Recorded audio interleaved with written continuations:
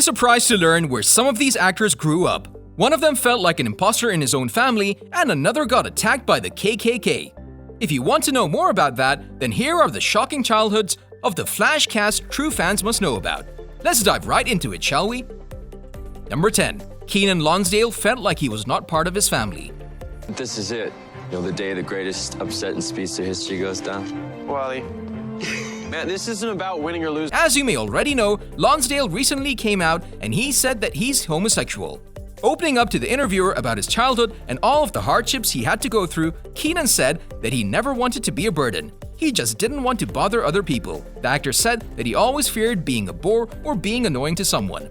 This probably stemmed from the fact that he felt left out of his own family. It's not that his family was cruel towards him, quite on the contrary. Keenan's family hung out together, but whenever they would go out, he was the only one that actually looked African American. All of his brothers on his mother's side looked more Caucasian than African American, so that's why he felt like people were judging him, and he felt like he didn't belong. The fact that people assumed Keenan and his family weren't related didn't help at all. Number 9. Rick COSNETT'S family was part of the community musical theater. It's about Iris. She's looking into Mason Bridges' disappearance.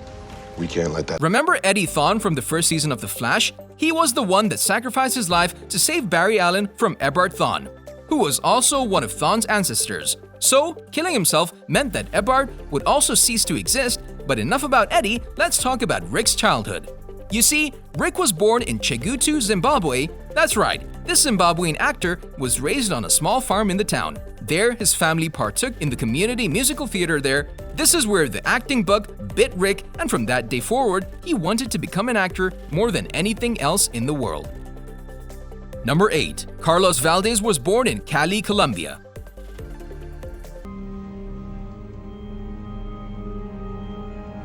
I got nothing. For our next pick, we have Vibe.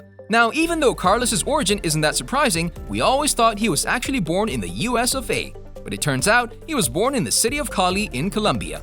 Soon after his birth, Valdez's parents moved to the States. Once here, they stayed in Miami, Florida for a few years, and then smash that like button just like you should do if you haven't done so already. But no, what he actually did after living 7 years is he moved to Marietta, Georgia at the age of 12. After finishing his studies, he started landing jobs left and right. Guess acting school really paid off, right? Number 7. Keenan Lonsdale has 11 siblings. I got him. Flash! Oh, I'm so glad you could join the party. I'm such a huge fan of your work. Remember him? Well, we're going to be talking about him once again. Because he was born in a mixed family, his parents shared different familial values. His father was Nigerian from Edo descent, while his mother was Australian.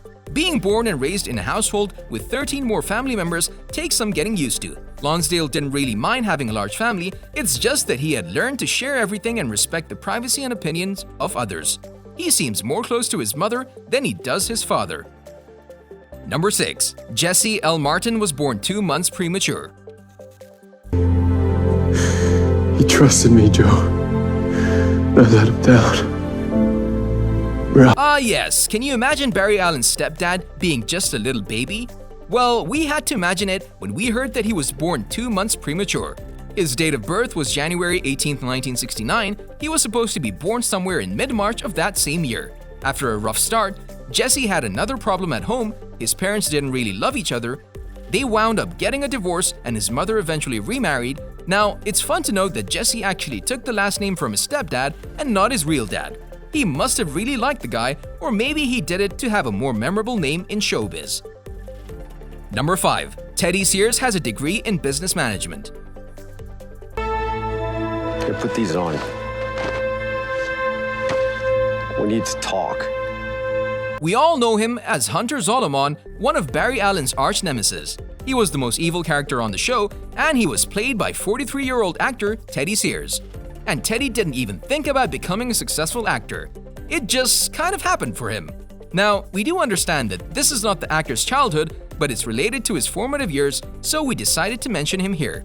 As we were saying, Teddy went to the University of Virginia and graduated with a degree in business management. He graduated from college in 1999, but he didn't look for a job in the financial sector. Once in New York City, he forgot all about his career in finance because he nailed a 2-year contract for the daytime series One Life to Live. All of those college textbooks seemed to have been for nothing. Number 4. Grant Gustin attended the Governor's School of the Arts. You gotta admit, this is a little cool. I will find it a lot cooler when I wake up in my own bed tomorrow morning. You woke up in bed with Iris? Did you seriously think that we were going to go through this list without mentioning the main guy on our show? Of course we're not. Grant Gustin wasn't even thinking about becoming one of the most popular TV superheroes of all time.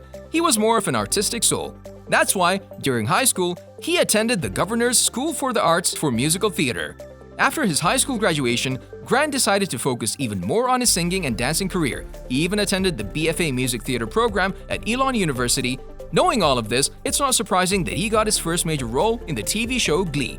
This role was in the making for 20-something years, and Grant nailed it. Number 3. DANIELLE PANABAKER graduated high school at 14. Argus and I are cool. They know I'm innocent. I'm trying to get rid of this stupid headache. But look what I liberated from. Because Danielle's dad was a salesperson, they often had to move across the country. They spent the majority of their years in Pennsylvania, South Carolina, and even Texas, while Danielle was still a little girl. After taking one summer class in acting, she was hooked. Everything she did from the age of 12 years old was centered around acting. Even when she went to Neuqua High School, she was part of the speech team there, and yes, just 2 years after discovering her passion, she graduated high school at the young age of 14. We knew she was smart, we just didn't know how much. Number 2. Tom CAVANAGH lived in Ghana. Going back to her. Well, I'm going to relive those 4 years we had. You know him as a regular on the show. He plays Barry's main villain, the Reverse Flash. However, you might be surprised to find out that Tom actually lived in a small town called Winneba in Ghana. After spending a few years there, his dad got offered the position of dean at Champlain College. He moved there with his family, and then, during his teenage years, the CAVANAGH family moved back to Canada. Yes, Tom is not American. He was actually born in Ottawa, Ontario, Canada. Once they came back, Tom attended Séminaire de Sherbrooke, where he studied, get this, French. Ooh la la. Number 1. John Wesley Shipp had troubles with the KKK. Battle. Choose your weapon wisely, all right? Some people choose a gun. I choose a Phillips head screwdriver. I'm sorry, you're so particular. And of course, we've saved the best story for last. John Wesley Shipp is playing Jay Garrick on The Flash, but did you know that he played Barry Allen in The Flash from the 1990s? Some of the older fans were stoked to see him back to one of his former roles. Anyways, let's talk about the KKK. Even though his father was the minister at Ridgecrest Baptist Church, this didn't stop the organization from assaulting his family. And all of this was because John had some African-American friends visiting. Late at night, the gang heard gunshots outside of their house. They don't know for sure, but they're assuming that the gunshots from in the brick walls of his house were made by the KKK. Back in the day, John even talked about the incident on TV. Now, if only we could find the TV guide from that millennium. On a related note, do you think an older and more experienced actor is better than a younger actor? You can tell us in the comment section below. If you'd like more videos like these, don't forget to subscribe to our channel and hit the bell icon so you never miss any of them. And as always, thanks for watching, guys.